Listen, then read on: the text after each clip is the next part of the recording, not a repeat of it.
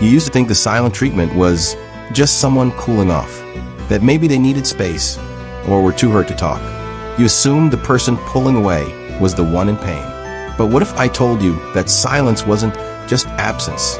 It was strategy. You were never crazy. You were being set up. It starts small, a strange energy shift. You're suddenly out of the loop while someone else, maybe a friend, sibling, coworker, seems unusually close to them. They start dropping your name into odd conversations. She's been acting weird lately, they'll say. Or, I think he's taking things too personally. They smile while they say it. Meanwhile, you're spinning, trying to figure out what you did wrong. Spoiler, you didn't. What you experienced is something most people never see coming. It's not loud. It's not obvious. And that's what makes it so dangerous. It's called triangulation. And it's one of a narcissist's favorite weapons of control. The worst part? It's designed to keep you confused while they sit comfortably at the center, pulling the strings. It's not just manipulation. It's psychological warfare masked as harmless dynamics. And you might be wondering, why didn't I realize it sooner? That's the point. It's invisible until it isn't. But here's what they don't expect. Once you see triangulation for what it is, you can't unsee it. The moment you name it, you start taking your power back. So if you've ever been caught in the middle, made it feel like you were the problem, or watched a narcissist turn people against you while pretending to play peacemaker, this one's for you.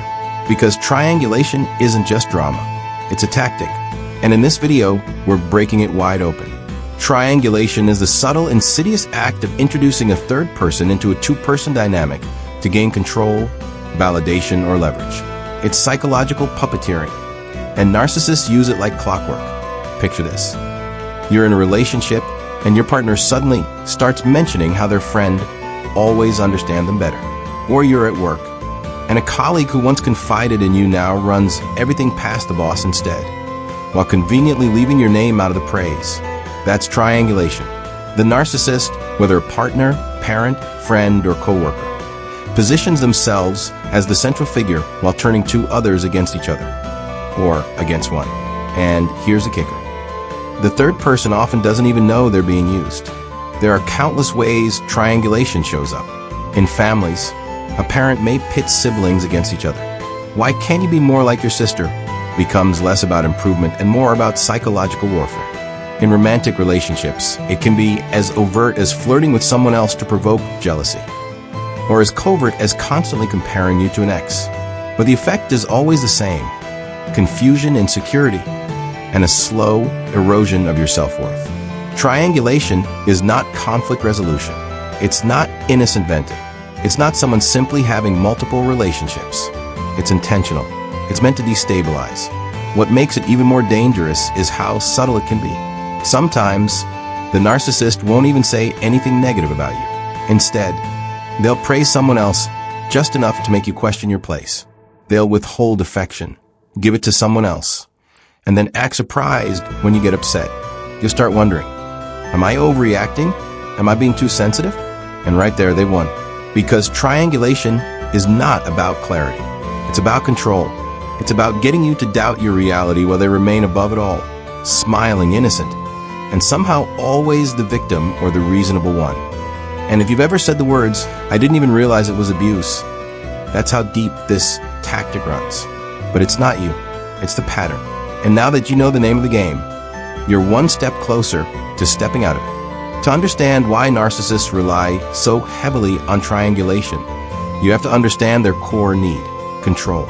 Not love, not connection, control. Narcissists live in fear of being exposed. Their entire identity is a performance, a curated image designed to protect a fragile ego.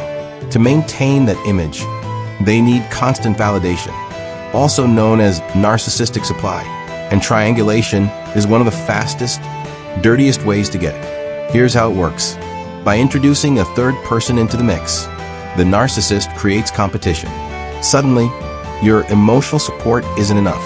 They're getting attention from someone else.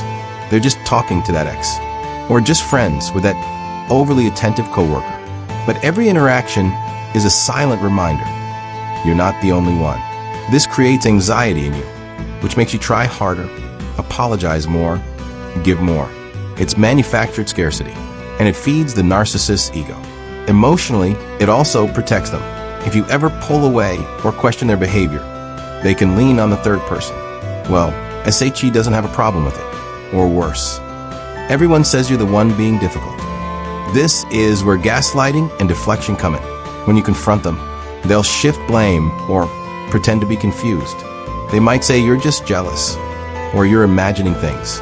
In doing so, they not only avoid accountability, they make you question your sanity.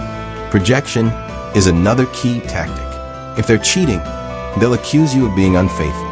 If they're stirring up drama, they'll call you too emotional.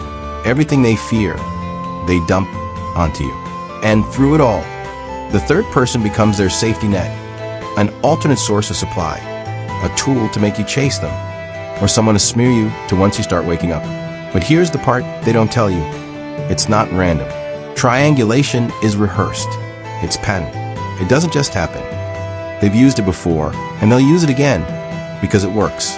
When you feel jealous, insecure, or isolated, you're easier to manipulate. When you're busy competing for their attention, you're not noticing the lies. When you're trying to win them back, you're not asking the hard questions, like why you were put in that position to begin with. Triangulation keeps you too busy surviving to see the full picture. But once you do, once you realize they never cared about the third person, they only cared about the reaction they could provoke, you start to see the truth. They didn't say your feelings were invalid. They made you feel crazy for having them. And they did it with precision. That's not love. That's strategy.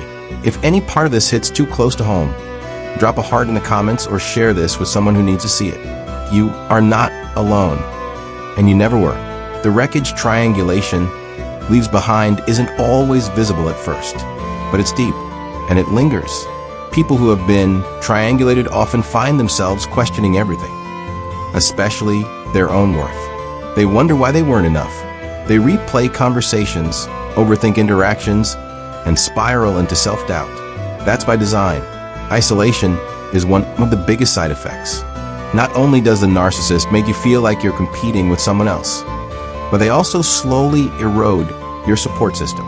They'll twist your words to others, plant seeds of doubt about your character, and watch as friends or family pull away, without you even knowing why.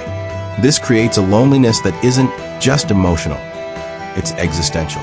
You start feeling like you're the problem, like maybe you are too sensitive, maybe you do need to try harder, maybe they were right. That's when trauma bonding sinks its teeth in. You begin associating the highs and lows with love. You crave their approval even more because the pain has become your new normal. And when they do offer a breadcrumb of kindness, it feels like a feast. That's not love, that's addiction. And triangulation feeds it. Left unchecked, it can lead to long-term mental health issues. See PTSD, anxiety, depression, and deep trust issues. You stop trusting others. Worse, you stop trusting yourself. And even after you leave, the effects follow. You might still miss them, you might still hurt, and you might hate yourself for that. But don't, because what you're missing isn't them. You're missing the illusion, the version of them you believed in. The one they dangled just enough to keep you hooked. That wasn't real, but your pain is, and it deserves validation, not shame. Freedom begins with the truth. Most survivors of narcissistic abuse don't have a single aha moment. It's usually a slow, painful realization, a pattern you finally recognize, a feeling you can't ignore, a straw that breaks the already cracked back. It might come after a smear campaign that leaves you socially isolated, or betrayal so deep you can't explain it away. Or maybe it's just the exhaustion of living in constant competition, confusion, and chaos. Whatever it is, that moment matters, because it's the start. The path to healing isn't glamorous. It's not quick, but it's real. It starts with no contact, or as little contact as possible. That means blocking, unfollowing, resisting the urge to check their socials. Every peek is a reopening of the wound. Don't give them the stage anymore. Then comes education, learning the tactics, understanding the cycle, watching content like this, reading survivor stories, talking to others who've lived it. Because knowledge isn't just power. It's permission to stop blaming yourself. Therapy can help, especially trauma-informed care. But so can journaling, joining support groups, and rebuilding your sense of identity brick by brick. The biggest key? Recognizing the red flags early next time. If someone constantly compares you to others, tries to make you jealous, or always needs to be the center of attention, it's not just drama. It's a warning. You are not broken. You were targeted. And what they feared most, that you'd see through them, name the abuse and walk away. That's exactly what you're doing now. Healing doesn't start when they leave. It starts when you stop blaming yourself for staying. You made it through, not just this video, but the storm that made it necessary. And I need you to know something. You didn't imagine it. You weren't too sensitive. You were manipulated, and you survived. Triangulation is one of the narcissist's most covert weapons. But once you name it, you start disarming its power. Keep going. Keep learning. Keep choosing yourself. If this video helped you name something you couldn't explain before, I want to hear from you. Drop a comment. Subscribe for more truths they don't want exposed. And share this with someone who's still stuck in the fog. If this helped you name the thing you couldn't explain, subscribe to Toxic Confessions TV. We tell the truths narcissists don't want heard. And visit my Quora space, Toxic Confessions, for deep dives, community, and merch that speaks your survival story. You are not alone. You never were.